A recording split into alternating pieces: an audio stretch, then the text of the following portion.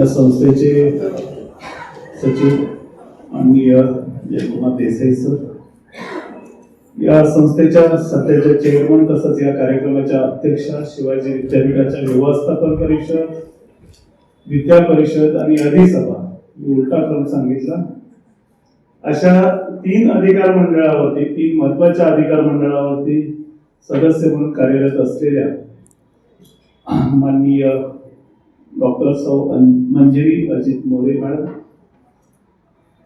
शिवाजी विद्यापीठाच्या हिंदी विभागाचे माजी विभाग प्रमुख आणि ज्यांनी ट्रॅकवरून सुटलेला घोडा परत ट्रॅकवर आणायचं काम केलं आणि त्याच्यातून आजचं एक महत्वाचं पुस्तक हिंदी उपन्यास चेतना के विविध आयाम हे प्रसिद्ध झालेलं आहे, ते शिवाजी विद्यापीठाच्या हिंदी विभागाचे माजी विभाग प्रमुख डॉक्टर पांडुरंग पाटील सर.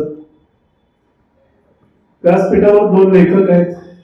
हिंदी उपन्यास की चेतना की विविध आयाम या पुस्तकाचे लेखक या महाविद्यालयाचे प्रभारी प्राचार्य डॉक्टर आर.बी. गुहेकर सर, आणि ज्यांनी आत्ताच सगळ्यांच्या अंगावरती बरेच आनंदाचे तुषार उडवले असे राजू पुणेकर सर. कारण लेखकाच्या पुस्तकाच्या मुखपृष्ठावरती तेच नाव आहे. बऱ्याच वर्षानंतर शिवाजीराव भोसले यांच्यानंतर शब्दांची रेल्वे नाही तर वाक्याची रेल्वे असावी असं त्यांचं भाषण प्रास्ताविकाच्या रूपात ऐकायला मिळालं. ते रसायनशास्त्र विषयाचे असूनही 118 मूलद्रव्यांचा शोध घेता घेता अनंत शब्दांचा साठा करत असलेले सर, समोर उपस्थितांमध्ये सर्व सन्माननीय शिक्षक वर्ग आणि विद्यार्थी बंधू आणि भगिनी, खरं सांगायचं तर हिंदी पुस्तकाच्या प्रकाशनाला यायचं किंवा दुसऱ्या भाषेतल्या एखाद्या पुस्तकाच्या प्रकाशनाला जायचं म्हणलं की थोडीशी भीती असते.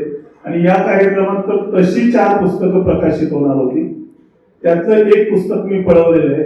शिवाजी विद्यापीठाच्या 18 फेब्रुवारीच्या शिवजयंती निमित्त असलेल्या व्याख्यानामध्ये स्वराज्य गाथा हे याच महाविद्यालयातून लिहिलं गेलेलं पुस्तक आपण प्रकाशित करायचा निर्णय घेतला, कारण तो विद्यार्थ्यांनी फार वेगळ्या हेतून सुरू केलेला कार्यक्रम आहे. तो उपक्रम शिवाजी विद्यापीठातल्या विद्यार्थ्यांनी सुरू केलेला आहे. ते विद्यार्थी स्वतःच वर्गणी काढत होते, स्वतःच कार्यक्रमाचं नियोजन करायचे, वक्ता बोलवायचे आणि तो कार्यक्रम अगोदरच्या दिवशी साजरा करायचा. मग त्यांना असं वाटलं की विद्यापीठातल्या अधिकाऱ्यांना शिवजयंतीचा कार्यक्रम आहे तिथं बोलावं नाही, असं होऊ नये, म्हणून ते आमच्याकडे यायला लागले, आम्हालाही बोलवायला लागले. मग आम्ही त्या मूळ गोष्टीकडे गेलो आणि त्यावेळेस त्या मुलांचा हेतू त्या मुलांनी सांगितला की 19 फेब्रुवारीला आपण शिवजयंती साजरी करतो, मोठ्या प्रमाणात धूमधडाक्यात साजरी होते, मिरवणुका निघतात, ढोल ताशे सगळे असतात, डोक्यावर फेटे असतात आणि शिवाजी महाराज त्या फेट्याच्या वर असतात. आपला जो उन्माद असतो, उत्साह असतो, तो फक्त शिवजयंती साजरी करायची, नाचायचं, ढोल वाजवायचा याच्यातच असतो. ते महाराज डोक्याच्या वर नकोय तर डोक्यात बसले पाहिजे. त्याच्यासाठी शिवजयंतीच्या पूर्वसंध्येला शिवाजी महाराजांच्यावरचं एक अशा विचारवंताचं व्याख्यान ऐकायचं की ज्याच्यामुळे शिवाजी महाराजांचं कार्यकर्तृत्व आपल्या डोक्यामध्ये रात्रभर घोळत राहिलं पाहिजे, मनामध्ये ते घोळत राहिलं पाहिजे. असा जर एखाद्या उदात्त हेतून मुलांनी कार्यक्रम आयोजित केलेला असेल तर त्या कार्यक्रमामध्ये त्या काव्य संग्रहाचं प्रकाशन होणं आम्हाला उचित वाटलं, म्हणून तो कार्यक्रम आम्ही तिकडे घेतलेला आहे. या महाविद्यालयातून ठेवतं शिवाजी विद्यापीठामध्ये ठेवलेले आहे, पण ते भोसले कॉलेजमध्ये शिक्षक आहेत आणि तो कार्यक्रम तिथं आपण घेणार आहे. आता आजच्या या 2 पुस्तकांच्या बद्दल थोडंसं बोलणार आहे, पण ते बोलण्यापूर्वी साहित्य ही सगळ्यात महत्वाची गोष्ट आहे आणि प्रत्येकानं लिहिलं पाहिजे असं पुणेकर तुषार आनंदाचे पुस्तकाचे लेखक पुणेकर सर यांनी जे सांगितलं ते खूप महत्वाचं आहे. भारतीय लोकांना रेकॉर्ड ठेवायची सवय नाही, लिहायची सवय नाही, कशाचीच सवय नाही. आपण सगळेजण निसर्गात रमतो असं स्वतःला मानतो, पण निसर्गातही आम्ही रमत नाही. पूर्वीच्या काळामध्ये आपलं जगणं जे होतं ते आपल्या स्वतःसाठी होतं. आपण स्वतः कसं निरोगी राहू, चांगलं कसं राहू याच्यासाठीच होतं. आत्ताचं आमचं जगणं सुद्धा दुसऱ्याला दाखवण्यासाठी आहे. आम्ही स्वतःसाठी हल्ली जगायचंच विसरलोय. विशेषतः हे खेळणं ज्यावेळेस प्रत्येकाच्या हातात, प्रत्येकाच्या पर्समध्ये आणि प्रत्येकाच्या खिशात आलंय त्यावेळेस पासून तर आमचं जगणं आम्ही स्वतःसाठी ठेवलेलं नाही, आम्ही स्वतःच्या आनंदासाठी जगत नाही, तर आम्ही आनंद घेतोय असं जगाला दाखवण्यासाठी जगतोय. पटणार नाही, दाखले द्यावे लागतात. भारतीय साहित्यामध्ये तर दाखल्याची परंपराच आहे. समजा या वर्गातल्या निवडक 50 मुलांना घेऊन मी काचचं पटार सुंदर फुललेलं असताना त्या ठिकाणी घेऊन गेलो तर आपले रिॲक्शन काय असतील त्या बघा, आणि मी जर चुकलोच सांगायला तर मला सुधरा. या वर्गातल्या निवडक, या हॉल मधल्या निवडक 50 विद्यार्थ्यांना घेतलं. मोरे मॅडमनी सांगितलं आमची द बेस्ट 50 विद्यार्थी आहेत, त्यांना घेऊन तुम्ही काचच्या पठारावरती जावा, सगळ्या फुलांची माहिती द्या, काय त्या मुलांना तिथलं सांगायचंय ते सांगा, आणि काचच्या पठाराची ही सहल तुमची यशस्वी करून घ्या. ही मुलं येतील, जाताना बसमध्ये गाणं म्हणतील, सगळं काही एन्जॉय करतील. आपण गेलोय कशासाठी? काचच्या पठारावरती सुंदर फुलं फुललेली ती बघण्यासाठी. पण आपली पहिली रिॲक्शन काय असेल ते सांगा. फुललेल्या फुलांचा ताटवा बघितला की पर्स मधला असेल, खिशातला असेल, नाही तर हातातला असेल, मोबाईल काढला जाईल, कॅमेरा ओपन केला जाईल, पटपट सेल्फी काढल्या जाते. बरोबर का चूक? बरोबर. मग 2-3 मिनिटं आपण आणखी फुलं बघत जाऊ, तिथं दुसऱ्यालाही फोटो काढायला लावू, नंतर मित्रमैत्रिणींच्या बरोबर फोटो काढू, आणि मग लक्षात येईल की अरे आपण मग सेल्फी काढल्या, त्या काय कामाच्या? आपल्या सोशल मीडिया अकाउंटला त्या अपलोड. मग आपण ते फुलांच्याकडे थोडस दुर्लक्ष करणार आणि ते फोटो आपल्या सोशल मीडिया अकाउंटला अपलोड करणार. बरोबर का चूक? मग आणखी 5-10 मिनिटं जाणार आणि मग आपल्या डोक्यात विचार येणार, अरे आपण एवढे सुंदर फोटो अपलोड केले, ते कोणी बघितलेत का नाही? बघूया किती लाईक आले, किती कॉमेंट आले. मग ते आपण ओपन करून परत कॉमेंट बघायचं. मुलगी असेल तर तिला वाटत असतं कुणीतरी त्याने बघावं, मुलगा असेल तर त्याला वाटत असतं कुणीतरी तिने बघावं. आणि समजा जर त्याने किंवा तिने बघितलेलं नसेल तर डोक्यात वेगळाच सुरू होतो, कुठं कडमडलाय हा, काय करत बसलाय, त्याला एवढा वेळ नाही, मी एवढे सुंदर फोटो टाकले ते त्याला अजून बघितले नाही, त्याच्यावरती लाईक दिले नाही. बोंबल. पुढची सगळी ट्रिप त्याच विचारात जाते, जोपर्यंत त्याचा लाईक किंवा कॉमेंट येत नाही तोपर्यंत इकडे व्हॉट्सअपवर मेसेजवर मेसेज, माझं स्टेटस बघ की, माझं फेसबुकचं अकाउंट बघ की, हे बघ की, ते बघ की. हा असला तरी तेच, तो असला तरी तेच. असं घडतं की नाही? विवाहित महिलांच्या बाबतीत आणखी वेगळाच भाग असतो. ते शेजारीनं बघितलंय का नाही, आणि हे फोटो बघितल्यावर त्याचा चेहरा कसा झाला असेल. अरे काचच्या पठारावर गेलोय कशाला? तिथले फुललेली फुलं बघायला गेलोय का आपण तिथं गेलोय जगाला असं करून सांगायला गेलोय? विचार करायचा, त्याच्याने विचार करायचा. लक्षात घ्यायला पाहिजे, आपण स्वतःच्या आनंदासाठी स्वतः करायला पाहिजे. पूर्वीच्या काळामध्ये इथल्या संस्कृतीमध्ये, विशेषतः हिंदू कल्पातल्या संस्कृतीमध्ये हे काहीच नव्हतं. पण याच्यात सातत्यानं बदल होते. ह्याच्यातलं चांगलं आम्ही घेतलेलं नाहीये, वाईट सगळ्या गोष्टी मात्र आम्ही घेतल्या. इंग्रज इथं आले. इंग्रज अधिकाऱ्यांची एक खूप चांगली सवय होती. जुन्या काळात बांधलेल्या जर क्वार्टर्स बघितल्या तर त्या क्वार्टर्स मध्ये किती लोकांचं कुटुंब असू द्या, ब्रिटिश कालीन क्वार्टर्स ज्या आहेत बांधलेल्या, शासकीय निवासस्थानं जी बांधलेली अधिकाऱ्यांची, विशेषतः त्या अधिकाऱ्यांच्या निवासस्थानामध्ये तो अधिकारी कुठल्याही पदावर काम करत असू दे, एक त्याच्यामध्ये स्टडी रूम नावाचा भाग बांधलेला असायचा.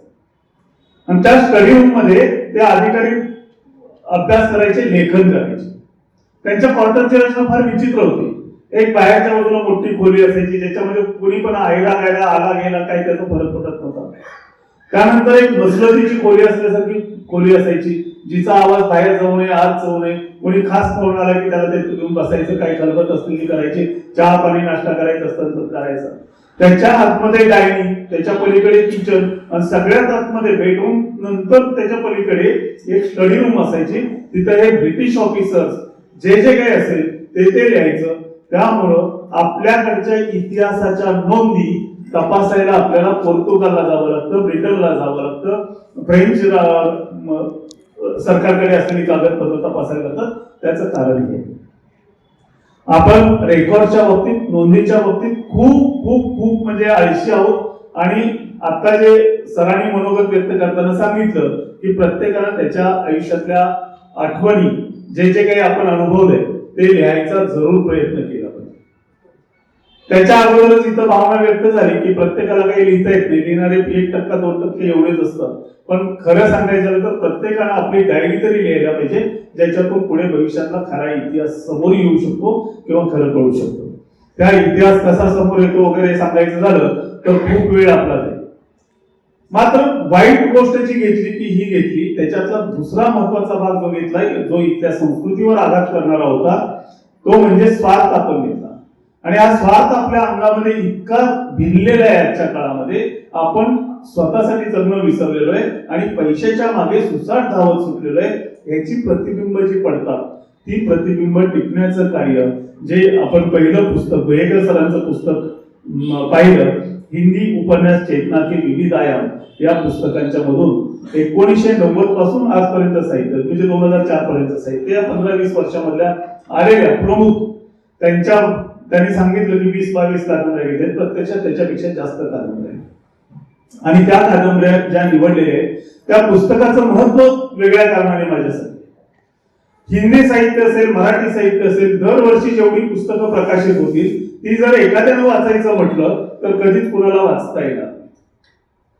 मात्र त्याच्यातली उत्तम पुस्तकं कुठली आहे ज्याच्यातून काहीतरी मिळू शकतं किंवा जी आपल्याला सांस्कृतिक असेल, सामाजिक असेल, आर्थिक असेल, जे बदल होत गेलेले आहेत ते बदल कशा पद्धतीने होत गेलेले हे समजून घेण्यासाठी त्या पुस्तकांचं महत्व हे खूप वेगळं असतं.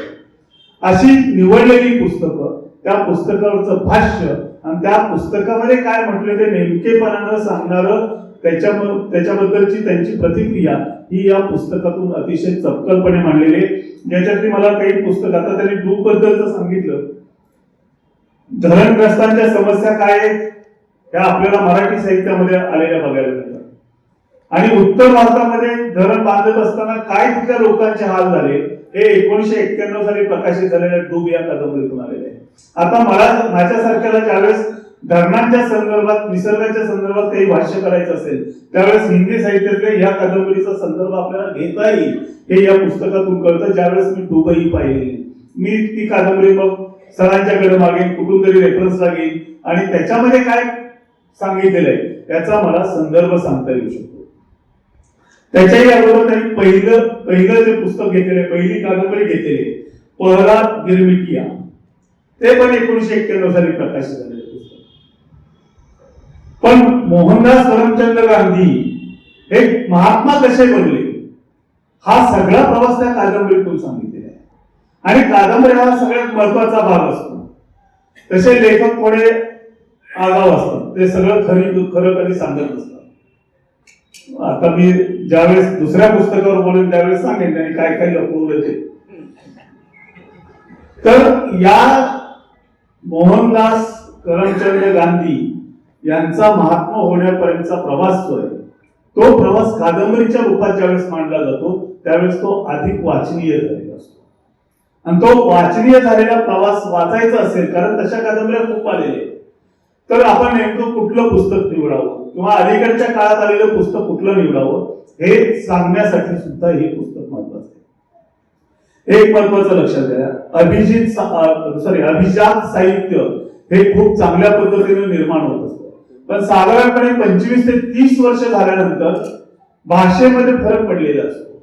शब्द आपल्याला परिचित नसलेले नवे शब्द वापरायला सुरुवात झालेली असते आणि जुने शब्द अपरिचित झालेले असतात.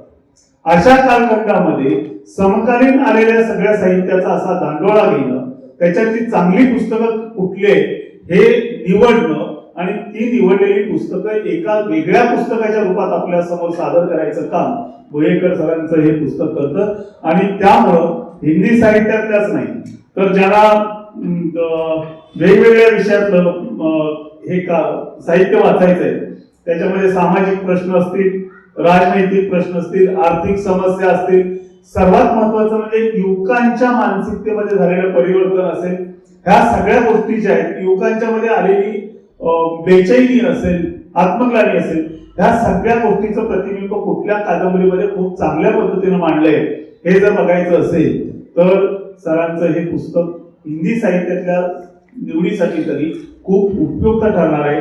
ज्यांना हिंदी चांगलं येतं त्यांनी ते पुस्तक जरूर वाचलं पाहिजे. माझ्यासारख्याची सुद्धा अडचण होईल असं त्याच्यातलं प्रमाण हिंदी आहे, त्यामुळं त्याच्यातले काही शब्द खरंच नाही लक्षात येत पटकन, हे मान्य केलं पाहिजे. पण सर्वसाधारणपणे हे त्या पुस्तकाचं महत्व आहे आणि ते पुस्तक जे आहे ते प्रत्येकानं एका डोळ्यात घालून घालावं. ज्यांना हिंदी समजते असं वाटतं ते त्याच्यात गुंतल्याशिवाय राहणार नाही त्याची मला खात्री आहे. तशा भाषेमध्ये हे आलेलं पुस्तक आहे. आणखी एक महत्वाचा भाग मला वाटतं हे पीएचडीचं संशोधन पुस्तक रूपात आणलंय. मात्र पीएचडीचं संशोधन पुस्तक रूपात आणताना हे पीएचडीचं संशोधन आहे याचा त्यांनी कुठेही जाणीव होऊ दिलेली नाही.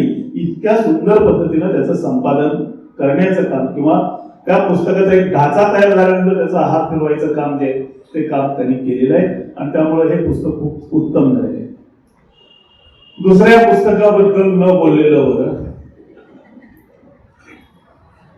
एक मी स्पष्ट सांगतो, विद्यार्थ्यांना कंट्रोल मध्ये करायचं असेल तर हे असे लोक प्राध्यापक व्हायला,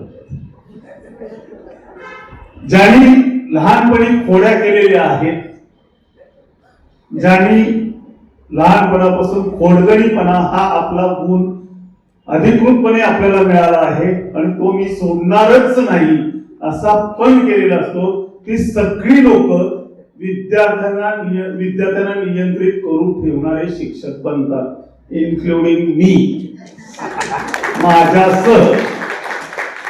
हे पुस्तक वाचत असताना मी स्वतःच हसत होतो बऱ्याच वेळा. का तर त्याने आता जांभळीची गोष्ट सांगितली.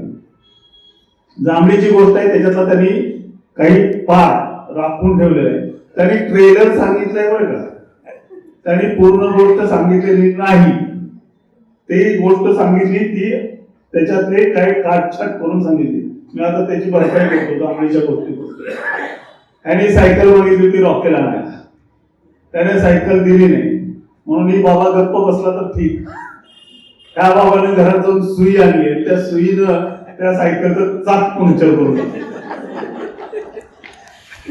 त्याला काय खर्च यायचं ते आला असेल, बाकी सगळं झालं असेल.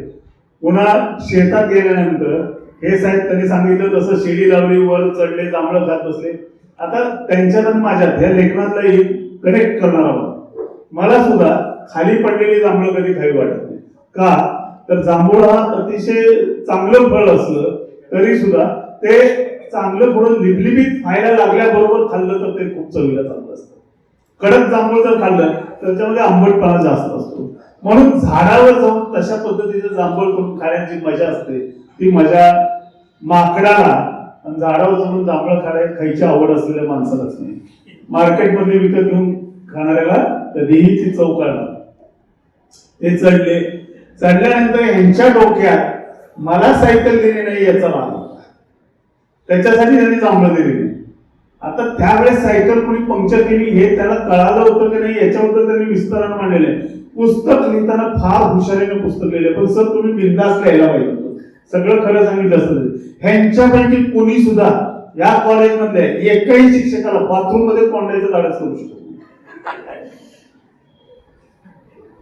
तसं सगळं मोकळेपणाने सांगून टाकायला करू द्या त्यांनी धाडस. सीसीटीव्ही मध्ये लगेच कळते कोणी कोंडलं होतं आणि तिकडे भाऊ बसले तर मग पकडून आणून देते. त्यामुळे कोणीही तसलं काही करणार नाही, खोड्या तुमच्याबद्दल काही करणार नाही. पण लहानपणापासून ज्या गमती जमती घडलेल्या आहेत त्या गमती जमतीमध्ये वात्रटपणा असतो, आगाऊपणा असतो, सगळ्या गोष्टी असतात. त्या सगळ्या गोष्टींचं चित्रण या पुस्तकामध्ये विनोदी पद्धतीने येतं. अनेक ठिकाणी मी हसत राहिलो, एकटाच हसत राहिलो. या जांभळीचा प्रसंग जो आहे तो प्रसंग कसा हे गंमतशीर म्हणण्यापेक्षा जशाच तशा अशा पद्धतीने कोणीतरी आपल्याला सव्वाशेर भेटतो, नंतर त्यांना ते गाडीवरून घेऊन जाणारा बाबा होता, त्याचाही प्रसंग तसाच आहे.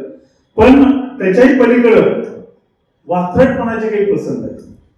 एक कुत्र तिथून हालत का नाही, लाकडावरून हालत का नाही, म्हणून कुत्र्याच्या शेपटीला ऍटॉम बॉम्ब नेऊन बांधायचा. आपणही करतो की कुत्र आपलं गप्प बसलेलं असतं, जाता जाता उगाच एक दणका घ्यायचा, इकडची बाजू त्यात एक्सपर्ट असते. मुली शक्यतो असल्या थोड्या कधीही करत नाही. मुली खूप चांगल्या असतात, मुली कधीही असला आगाऊपणा करत नाही. खोडगडीपणा हा मुलांचा स्थायी भाव आहे, त्यांनी केला पाहिजे पण मर्यादित केला पाहिजे. तर त्या कुत्र्याच्या शेपटीला जाऊन ऍटॉम बॉम्ब, आणि त्या ऍटॉमचा स्फोट झाल्यानंतर तो कुत्रा पळत जातो, पण कुत्रा आपली सवय सोडत नाही, पुन्हा येऊन त्या राखेत. हा एक त्यातला फार भारी वेळ. नंतर नारू पाटील ना, हा, ते वडिलांना सांगतात तुमचा मुलगा सगळ्या विषयात फेल झालाय. आता खेड्यातली संस्कृती आहे. खेड्यात कसं होतं, आई बाप असतील एक्स आणि वाय, पण त्या गावातल्या लहान मुलाचं पालकत्व संपूर्ण गावातल्या ज्येष्ठांनी घेतलेलं असतं. आणि त्यामुळं एकाच्या कार्याबद्दल काय झालेलं असेल ते असेल, ते लगेच त्याच्या वडिलांपर्यंत पोचले गेले याची खातरजमा गावातला दुसरा सिनियर माणूस करत असतो, ज्याला ते कळलेलं असतं. तसं हे साहेब सगळ्या विषयात नापास झाले 6 महिने परीक्षेत, म्हणून त्या नारू काकांनी सांगितले असं यांना जाणवतं, आणि ते नारू काकावरती बदला घ्यायचा म्हणून त्यांना टक्कल असतं, त्या टकलावर टपली मारतात. बट टपली मारल्यानंतर लांब पळून जायचं सोडतात. सकाळची वेळ असते, हे चढून बसतात इलेक्ट्रिकच्या खांबावर. तो खांब काही सिमेंटचा नव्हता, लोखंडाचा आय आकाराचा खांब, त्याच्यावर चढून बसतात. उन्हाळ्यात तापायला सुरुवात होते. तापायला सुरुवात झाल्यानंतर हे उडी मारतात शेजारच्या पत्र्यावर, त्याचे पत्रे पाडतात, पत्र्यानं खरचटत, आणि नाना जे काही शेजारी होते ते तिथून हारायला तयार नसतात. यानं माझ्या डोक्यावर टपली मारली, याला मारल्याशिवाय मी जाणार, म्हणून हे वर बसलेले असतात. असे अनेक किस्से या पुस्तकामध्ये त्यांनी सांगितले, पण त्याचा उल्लेख मी केला बाथरूम मध्ये कोंडायचा, तो फार माझ्या दृष्टीने महत्वाचा आहे. आणि सगळ्या विद्यार्थ्यांनी साहित्याकडे, वाचनाकडे, त्या अँगलनं बघण्याची गरज आहे. एकदा असंच पॅसेज मध्ये कोणीच नाही बघितलं, बाथरूम मध्ये पाटील नावाचे सर चाललेले बघितले. ते सर बाथरूम मध्ये गेले, त्या साहेबांनी बाहेरून कडी लावली. कडी लावल्यानंतर काय चाललंय बघायला परत तिथं गेले.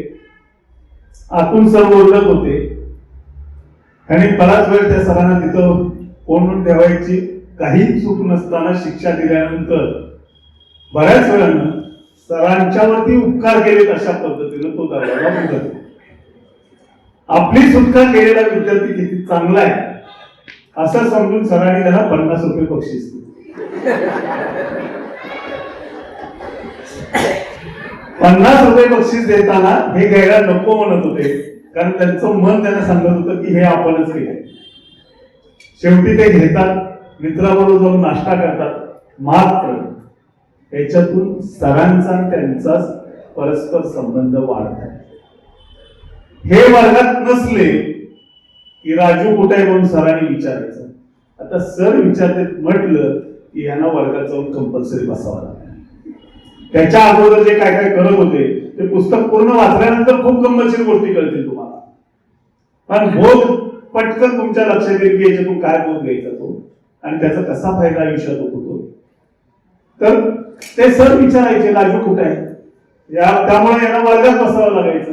वर्गात बसल्यानंतर अभ्यास करावा लागतो. तो अभ्यास करायला सुरुवात केली, आणि म्हणून ते आता प्राध्यापक कोणी तर आपल्या समोर आहेत. जर त्याने ती गोष्ट तशीच सोडून दिली असती त्या शिक्षकांनी, पाटील नावाच्या शिक्षकांनी, किंवा यांनी जर त्याच वेळेस सांगितलं असतं की सर मीच तुम्हाला कोंडलंय, सर मीच तुम्हाला कोंडले असं सांगितलं असतं तर यांचे बार खाऊन हाल झाले असते, आणि प्राध्यापकाचा त्यांचा 36 आकडा आला असता. त्यांनी सांगितलं नाही, आणि तुम्ही सुद्धा खोडी केली तर पटकन कबूल होत नाही. मास्तर नेहमी हुशार असतात, ते बरोबर शोधून काढत असतात. तसं त्यांनी काही शोधून काढायचा प्रयत्न केला नाही, कारण कोणी कोणलाही काढायला त्यावेळेस मार्ग नव्हता. ह्यांनी सुटका केली हे समजून 50 रुपये दिले, पण यांच्यात एक लपलेला चांगला माणूस पण आहे. ही गोष्ट त्यावेळेस पासून त्यांच्या मनात दडून राहिलेली होती. निरोप समारंभाच्या वेळेस मात्र त्यांच्यातल्या त्या चांगल्या माणसानं सत्प्रवृत्तीनं त्यांना गप्प बसू दिलं नाही. त्यांनी स्टेजवरती जाऊन ती गोष्ट तिथं सांगितली आणि त्या सरांना पण त्याचं आश्चर्य वाटलं की कोणणारा आणि बक्षीस घेणारा कलाकार हाच. ह्या पुस्तकामध्ये छोट्या छोट्या कथा आहेत. असं पटकन ते पुस्तक घेतलं आणि सलग नाही वाचलं तर कसं होईल वगैरे असं पुस्तक नाहीये. एक एक पार्ट तुम्ही वाचू शकता. त्याच्यामध्ये का आपण बुकमार्क घालून आपण ते पुस्तक वाचू शकता आणि तशा पद्धतीनं हे वाचता येण्यासारखं अतिशय मिश्किल भाषेत लिहिलेलं चांगल्या विनोदी घटना असलेलं अशा स्वरूपाचं पुस्तक आहे. हे सगळं मित्रांनो आहे. आपण काय करायचं, कसं वागायचं हे आता ठरवण्याची गरज आहे. आपल्याकडे आता मी अगोदर एक सांगितलं, आपण स्वतःच्या आनंदासाठी जगत नाही. तसाच दुसरा महत्वाचा भाग मला सांगायचा आहे की या वयामध्ये आपल्या पुढे खूप मोठी प्रलोभनं असतात. त्यांना एक पाटील सर भेटले, यांच्याच गोडीमुळे अपघात घडला आणि ते पाटील सरांच्या जवळ गेले म्हणून ते आयुष्यामध्ये काहीतरी बनू शकते.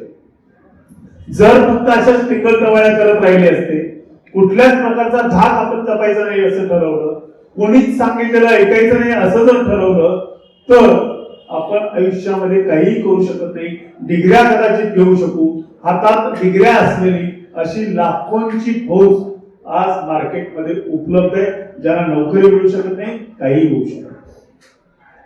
पहिली गोष्ट आपण लक्षात घेतली पाहिजे, माणसाला दोन प्रकारचे आयुष्य असतात. आता इथून पुढचं मी पुस्तक सोडून बाकीचं बोलणार आहे.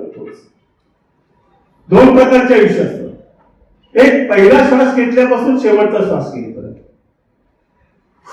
पहिला श्वास कधी घेणार हे आपल्याला 7-8 महिने अगोदर कळतं. घरात नवीन बाळ येणार आहे, पाहुणा येणार आहे, असं होणार आहे, तसं होणार आहे, त्याचं स्वागत किती जोरात होतं. जायची वेळ कुणालाही कधीही सांगू नये. हे पहिलं आयुष्य. पहिला श्वास ते शेवटचा श्वास. आणि दुसरं आयुष्य जे माणसाचं असतं, शेवटचा श्वास घेतल्यानंतर लोक तुम्हाला किती काळ लक्षात ठेवतात ते दुसरं आयुष्य असतं. आणि हे दुसरं आयुष्य जर प्रोलॉंग्ड बनवायचं असेल, खूप मोठं बनवायचं असेल, चिरंतन बनवायचं असेल तर पहिल्या आयुष्यामध्ये आपण जगताना विचारपूर्वक जगलं पाहिजे. मग कधी विचार करणार, बघू की पुढे अशी परिस्थिती नाही, काय सांगता येत नाही. आज गोखले कॉलेजमध्ये खूप छान शिंदे सरांनी भाषण दिलं होतं, ऐकायला एवढी पोरं होती आणि रात्री त्यांची फ्यूज कशी काय उडली काही नो बडी कॅन्सल. कोणीही अंदाज बांधू शकत नाही. मी अमुक तारखेला मरेन, मी इतकी वर्ष जगेन असा दावा कोणीही करू शकत नाही. त्यामुळं आजचा दिवस, आजचा क्षण माझ्या हातात आहे आणि हा आजचा दिवस आणि आजचा क्षण हा मी चांगल्या कारणासाठी वापरेन, वाईट कारणासाठी वापरणार नाही. हे निदान कॉलेज जीवनात आल्यानंतर तरी आपल्यामध्ये जाणीव व्हायला पाहिजे. टीन एज आपलं संपल्यानंतर तरी जाणीव व्हायला पाहिजे. आणि त्या दृष्टीने मी पाटील सरांना बाथरूम मध्ये कोंडण्याची गोष्ट परत सांगतो की टीन एज संपल्यानंतर तरी आपल्याला मॅच्युरिटी आली पाहिजे. ज्या वयोगटामध्ये आता तुम्ही आहात, जी सरांनी घेतली मॅच्युरिटी तशी मॅच्युरिटी प्रत्येकात यायला पाहिजे, तर आपण आयुष्यात काहीतरी करू शकतो. जर आपण कोणाचंच ऐकणार नसू तर मग आपल्या जगण्याला एक वळण जे मिळायला पाहिजे ते वळण कधीच मिळत. आणि मी त्याच्या पलीकडे जाऊन सांगेन, शेजारच्याचं तुम्ही ऐकू नका. इथं मी येऊन तुम्हाला काय सांगितलं ते सुद्धा ऐकू नका. 3 लोकांचं फक्त तुम्ही आयुष्यात ऐका. 3 लोकांचं. ते त्या लोकांच्या मध्ये कदाचित कोणीतरी चुकीचा सल्लाही देऊ शकतं, मात्र तो चुकीचा सल्ला त्यांच्या कमी शिक्षणामुळे असेल, कदाचित त्यांना जगाचं पूर्ण ज्ञान नसल्यामुळं, आकलन झालेलं नसल्यामुळं असेल कदाचित. मात्र तो सल्ला देताना तुमचं अहित व्हावं असा हेतू कधीही 3 लोकांचा नसतो. त्यातली पहिली असते आई, जिनं 9 महिने तुम्हाला पोटात वाढवलेलं असतं. 9 महिन्यानंतर सुद्धा तुम्हाला स्वतःच्या हाताने खायला आल्यानंतर सुद्धा मी भरवू का रे बाळ म्हणून तुमच्या तोंडात घास भरवलेले असतात. दुसरे असतात वडील. स्वतःला एखादी गोष्ट पाहिजे असली तर ती गोष्ट घ्यायची टाळून तुमची प्रत्येक हौस मौस त्यांनी पुरवलेली असते. तिसरे असतात शिक्षक. जे चांगले शिक्षक असतात ते कधीही विद्यार्थ्याच्या अहिताचा विचार करत नाही. ज्यावेळेस आपण एखादा वात्रटपणा करतो, चुकीची गोष्ट करतो आणि त्याच्यामुळे पुढच्याची अशी हानी झालेली असते की तो येऊन ज्यावेळेस आईला वडिलांना सांगतो त्यावेळेस आई किंवा वडिलांच्या डोळ्यात पाणी येतं. त्याच्या इतकं महापाप कोणीही करत नाही. मात्र ज्या वेळेस व्ही.एन. शिंदे सरांची मुलगी अशी जिची ओळख आहे, ती ओळख त्या माझ्या मुलीला मिळालेली आहे, त्याच्याऐवजी माझी एखाद्या ठिकाणी अशी ओळख करून दिली जाते की डॉक्टर वैष्णवीचे वडील, त्यावेळेस जो बाप म्हणून आतमध्ये एक सुख मिळालेलं असतं, ते सुख त्या बापाचं सुख कुठल्याही शब्दात आपल्याला सांगता येईल. ही आजकाल आपल्याला जाणीवच राहिली. 19 तारीख जवळ आली. आम्ही चक्क शिवाजी महाराज की जयच्या घोषणा देणार, नाचणार, गाणार, ढोल फुटेपर्यंत वाजवणार, सगळं काही करणार. मी इथल्या सगळ्या विद्यार्थ्यांच्या पैकी कोणी मला एकानं सांगावं की सर माझ्या डोक्यात असे असे प्रश्न नेहमी शिवाजी महाराजांच्या बद्दल पडले, तर मी त्या विद्यार्थ्यांचे पाय धरायला तयार आहे. तुम्हाला माहित आहेत त्या गोष्टीतलीच एक गोष्ट सांगतो. शंभू महाराजांना आई नव्हती. त्यांच्या आईचं दुसऱ्या बाळंतपणामध्ये निधन झालेलं होतं. महासाहेब जिजाऊंचं शिवाजी महाराजांच्यावरती जितकं प्रेम होतं त्याच्यापेक्षा काकणभर जास्त या बिन आईच्या लेकरावरती स्वराज्याच्या पुढच्या वारसा होती. शिवाजी महाराजांनी स्वराज्य निर्माण केलं. हे स्वराज्य घेण्यासाठी औरंगजेबानं नाना तऱ्हेचे प्रयोग केले. शेवटी मिर्झाराजे जयसिंगांना पाठवलं. स्वराज्य गिळायचा त्यांनी प्रयत्न केला, गिळणं शक्य झालं नाही. पण महाराजांनी ज्यावेळेस फार मोठी हानी होते आणि स्वराज्य कदाचित संपुष्टात येण्याची शक्यता आहे, त्यावेळेस 2 पावलं मागाले. त्यांनी तह केला पुरंदर. पुरंदरच्या तहामध्ये कोणत्या अटी होत्या हे कदाचित एखादा विद्यार्थी सांगू शकेल. माझा प्रश्न त्याच्या पुढचा आहे. 23 किल्ले दिले, 4 लक्ष होण्याचा मुलूक दिला आणि शंभूराजांच्या नावाने सरदारकी आणि त्याच्या पुढची अट म्हणजे दिल्लीला जाऊन ते स्वीकारायचे. आग्र्यात औरंगजेबाचा वाढदिवस होता, त्यावेळेस घेऊन निघाले. इथून तिथून गेले.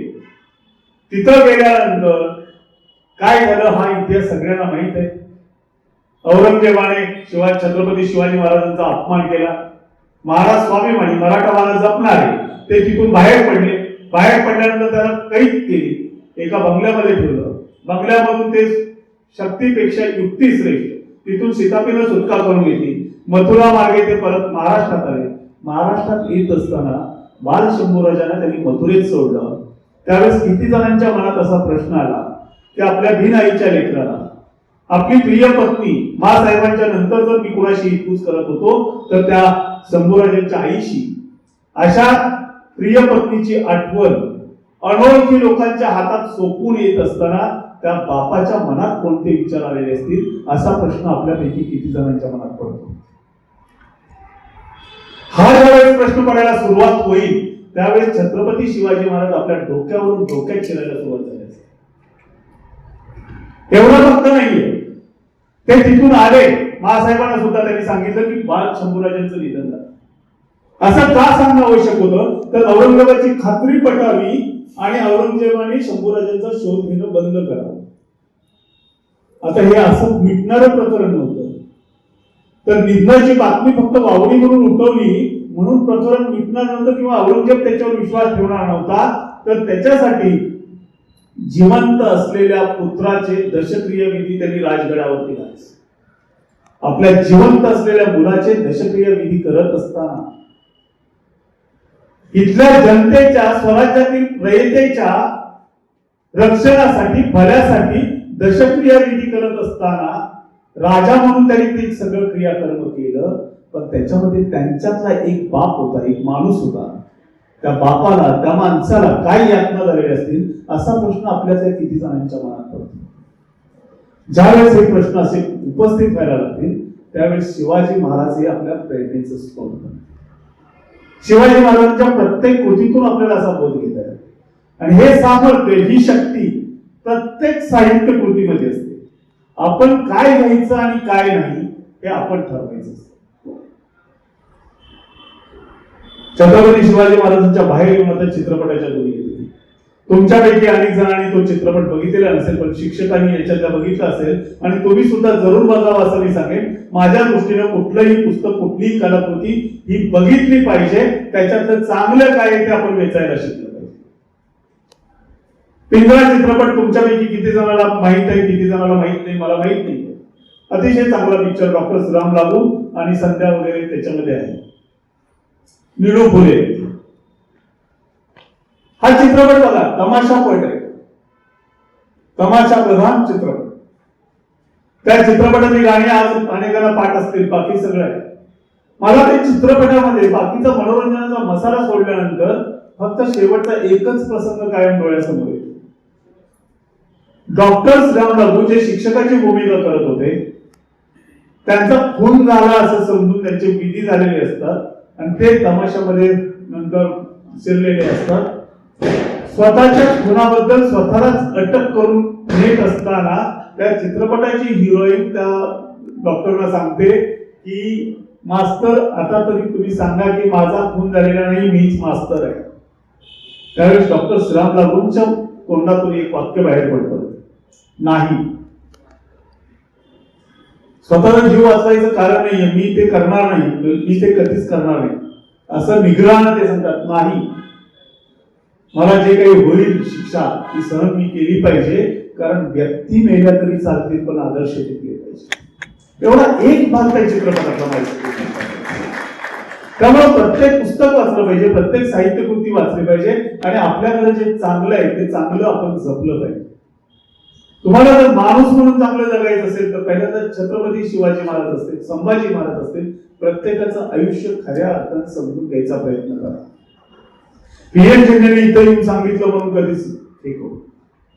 आणि पुस्तक वाचन ही कला मुळात आपल्या व्यक्तिमत्वाला एक नवा आयाम देत असते, आपलं व्यक्तिमत्व विकास करत असते. व्यक्तिमत्व विकास 25 दिवसात 5,000 रुपये फी, 10,000 रुपये फी, तुम्हाला ऑनलाईन तशा सुद्धा जाहिराती सापडतील आताच्या काळात. त्याची काहीही गरज नाही. डॉक्टर बाबासाहेब आंबेडकरांच्या सारखा एक व्यक्ती ज्याला व्हरांड्यात बसून शिक्षण घ्यावं लागलेलं होतं, शिक्षण त्याला व्हरांड्यात बसून सुरुवात करावी लागली होती, तो माणूस या देशाचं असं संविधान लिहितो की ज्याला एक आदर्श संविधान म्हटलं जातं, जगातलं सगळ्यात मोठं संविधान. ज्या संविधानामध्ये सर्वसमावेशक गोष्टी आहेत, कुठल्या गोष्टीचा विचार त्या संविधानात केलेला नाही अशी एकही गोष्ट नाही. विशेष म्हणजे ते संविधान हे केवळ माणसासाठी लिहिलेलं नाही, तर या हिंद द्वीपकल्पातली जी संस्कृती होती त्यात निसर्ग हा महत्वाचा भाग होता. त्या निसर्गाची दक्षता कशी घेतली गेली पाहिजे त्याच्यासाठीचे कायदे कानून सुद्धा आपल्या संविधानात समाविष्ट आहे. हे कशाच्या माध्यमातून झालं? भाषणामध्ये सांगितलं जातं, त्यांचं वाचन खूप मोठं होतं. फक्त वाचन करून जर मोठं होत असते तर तुमच्यासारख्या अनेक तरुण दररोज हजारो पुस्तक वाचत राहिले असते आणि ते मोठे झाले असते. तसं होत नाही. वाचनापासून व्यक्तिमत्व विकासापर्यंतचा एक प्रवास आहे, एक प्रक्रिया आहे आणि ती प्रक्रिया आपण लक्षात घेतली पाहिजे. तेवढी प्रक्रिया समोर ही दोन्ही पुस्तकं तुम्ही अवश्य वाचावीत अशी तुम्हाला विनंती करून मी थांबणार.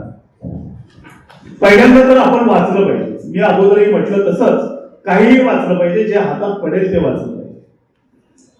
वाचल्यानंतर काय केलं पाहिजे तर प्रत्येक गोष्टीमध्ये एक चांगलं काहीतरी असतं, ते चांगलं आपल्या जवळ घेतलं पाहिजे, ते चांगलं निवडलं पाहिजे. खरं सांगायचं झालं तर वाईट गोष्टींच्या सवयी, वाईट गोष्टींच्या आवडी पटकन निर्माण होतात.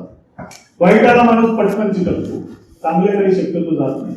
पण वाचनाची सवय लागल्यानंतर त्या वाचन करत असताना त्यातले चांगले विचार किंवा चांगल्या गोष्टी ज्या आहेत त्या आपण निवडल्या पाहिजेत, त्यालाच मी वेचल्या पाहिजेत. वेचल्यानंतर काय करायचं? वेचल्यानंतर त्या साठवल्या पाहिजे. कुठं साठवायच्या? तर या महाविद्यालयाचे नाही तर कोल्हापूर शहरातले सगळ्यांचे मोबाईल एकत्र केले आणि त्यांची मेमरी एकत्र केली तर जेवढी मेमरी भरेल त्याच्यापेक्षा जास्त मेमरी आपल्या स्वतःच्या डोक्यावरती जो मेंदू नावाचा भाग आहे त्या मेंदूमध्ये त्याच्यात ती साठवली पाहिजे. ते साठवणं सुद्धा 2 कारणासाठी महत्वाचं आहे. कुठली 2 कारणं? तर पहिली गोष्ट म्हणजे आपला तो जास्त कार्यप्रवण राहील. आणि दुसरी गोष्ट फार महत्वाची जी पिढ्यानंतरची आहे ते म्हणजे डार्विन नावाचा एक शास्त्रज्ञ होऊन गेला. त्याने सांगितलं की जो अवयव वापरला जात नाही तो कालांतराने लहान होत जातो किंवा नष्ट होऊन जातो. म्हणे माणसाला शेपूट त्याच्यामुळे नाही. जर समजा आपले पूर्वज शेपटाचा वापर करत राहिले असते तर आज आपल्या बसण्याच्या जागेबरोबर आपल्या शेपटाची सुरक्षितता सुद्धा असणारी शाळा बांधावी लागली असती, कॉलेज बांधावी लागले असते. जर आता आपल्याकडे शेपूट नाही, आपलं चांगलं आहे, आपल्याला सुटसुटीतपणे वापरता येतं, पण आपण जर आपला मेंदू नाही वापरायला सुरुवात केली, कमी वापरायला सुरुवात केली तर काय होईल? मेंदूचा आकार लहान होईल आणखी लहान होईल. आपल्या पिढीचं झालं कसं तरी आपल्या नातवंडांचं पणतवंडांचं खापरपणतवंडांचं त्यांच्या खापरपणतवंडांचा डोका केवढा असेल याचा जरा विचार करा. तो जर लहान होऊ द्यायचा नसेल, डोकं शाबूत ठेवायचं असेल तर त्याच्यामध्ये आपण साठवलं पाहिजे. म्हणजे पहिल्यांदा सगळं काही वाचलं पाहिजे, वाचलेल्यातलं चांगलं वेचलं पाहिजे, वेचलेल्यातलं इथं साठवलं पाहिजे. साठवल्यानंतर पुढचा टप्पा येतो तो फार महत्वाचा असतो. ज्यावेळेस आपण एकटेच असतो त्यावेळेस 100% वेळ याच्यात घालवायच्या ऐवजी जे काही चांगलं वाचलेलं आहे ते आठवायचा प्रयत्न केला पाहिजे. ज्यावेळेस शिवचरित्र तुम्ही आठवायचा प्रयत्न करा, आग्र्यावरून सुटका हा प्रसंग आठवायचा प्रयत्न करा, त्यावेळेस मी जे प्रश्न आता तुमच्या समोर उपस्थित केले तसे प्रश्न आपल्या मनात उपस्थित करा. तसे ज्यावेळेस आपल्या मनात विचार यायला सुरुवात होते त्यावेळेस ते विचार आपण आपल्या मित्रांना सांगायला सुरुवात करतो, आजूबाजूच्या लोकांना सांगायला सुरुवात करतो, म्हणजे आपल्या उच्चारातून ते बाहेर पडायला सुरुवात. ज्यावेळेस आपले स्वतःचे विचार आपण उच्चारातून बाहेर टाकत असतो त्याच्याबरोबर आपलं आचरण बदलतं. म्हणजे वाचनापासून सुरू झालेली प्रक्रिया वाचणे, वेचणे, साठवणे, आठवणे, पुढचे 3 टप्पे आपल्या व्यक्तिमत्व विकासातले आहेत: विचार, उच्चार आणि आचार. आणि हे चांगलं असणं म्हणजे चांगलं व्यक्तिमत्व असणं. म्हणून वाचन हे करा आणि वाचनातून स्वतःचा व्यक्तिमत्व विकास करा. त्या पुस्तकातून चांगलं घ्यायचा प्रयत्न करा. याच नव्हे तर कोणत्याही पुस्तकामध्ये एक तरी गोष्ट चांगली सापडते. समजा एखाद्या गुन्हेगाराचं चरित्र वाचलं तर काय करू नये हे आपल्याला खूप चांगलं कळतं. एडिसननं ज्यावेळेस 10,000 प्रयोग केल्यानंतर त्याला ज्यावेळेस विचारलं की तुम्ही 10,000व्या प्रयोगात यशस्वी झाला, मग 9,999 प्रयोगाने तुमची फुकट वेळ वाया घालवला, त्याच्यातून काय साध्य झालं म्हणे. त्यावेळेस एडिसननं दिलेलं उत्तर आपण लक्षात ठेवलं पाहिजे. 9,999 प्रयोगाने मला हे शिकवलं की कसा बल्ब बनवायचा नसतो